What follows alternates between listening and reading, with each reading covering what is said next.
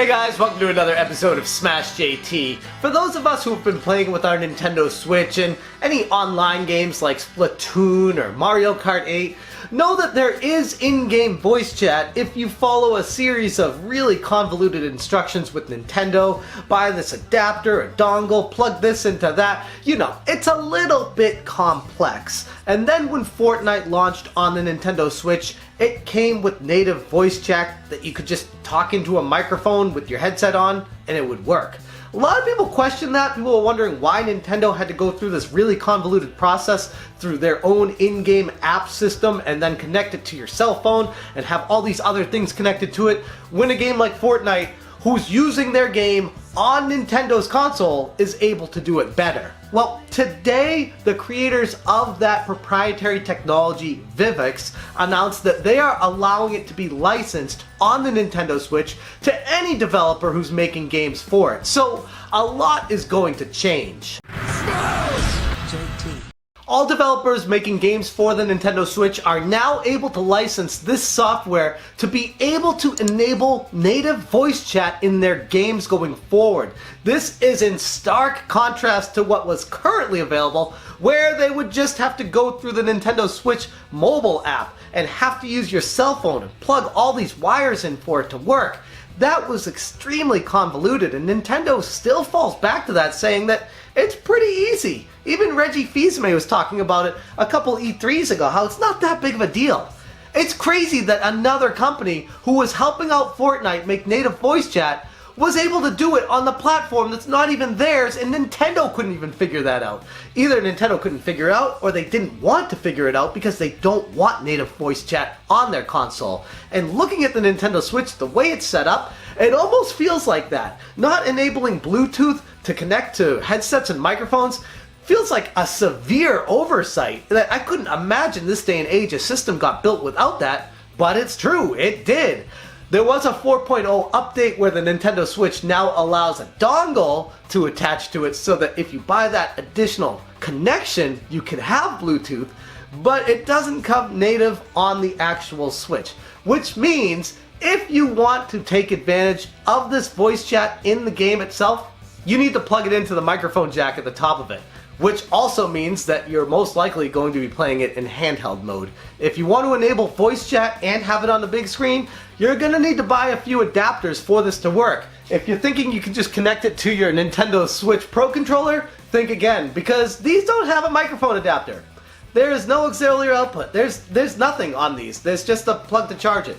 That's a severe oversight, once again, by Nintendo. It makes me wonder, did they intend to just completely avoid the situation of voice chat altogether? Now, I know there are a lot of concerns when we talk about voice chat online with consoles and how it could be an issue with, you know, bullying, cyberbullying, or any kind of aggression with other people. Nintendo probably just wanted to avoid that altogether with their kid-friendly environment.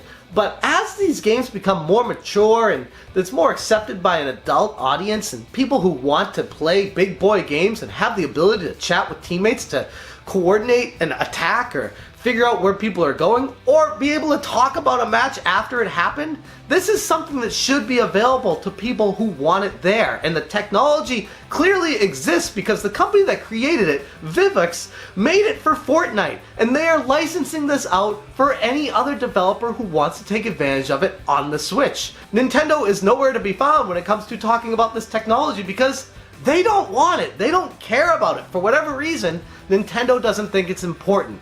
On a personal note, I don't necessarily think it's that important either, but then again, I play games casually for the fun of it, which is kind of what Nintendo's mentality is when making video games.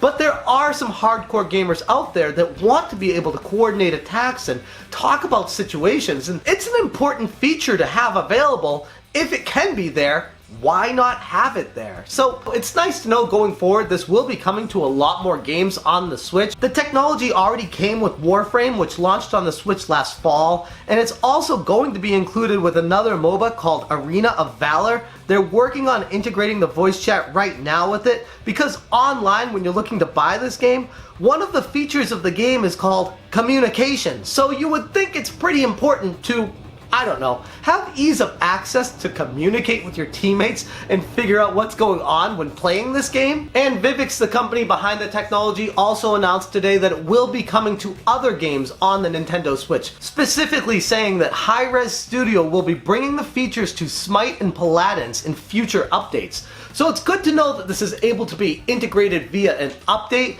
It opens the door for a slew of online multiplayer games that are already on the Switch, saying that if they license this to those games, then they'll have online integrated voice chat native to the actual game, so you don't have to worry about using the Nintendo Online mobile app instead. So this is good news for gamers everywhere. It should be a shot at Nintendo saying, if you guys can't do this on your own platform, we'll do it for you. Makes you wonder what Nintendo was even thinking in the first place about all of this, and I really wish on the Pro Controller they included a microphone jack. That would have been nice, or at least some sort of Bluetooth integration with the system, but that also opens the door for the next revision of the Switch. And yes, I know Nintendo already announced that they have no plans for a future revision of the Nintendo Switch currently, but this would be a good benefit for it when that eventually comes, to have integrated Bluetooth on the system. It's a very basic feature that these days should come standard on everything, but for whatever reason, it doesn't. Maybe they were cheaping out, maybe they didn't think it was that important, but ultimately, now that the system's been out for a few years, people understand what they want out of it, and clearly this is something in demand by a lot of gamers.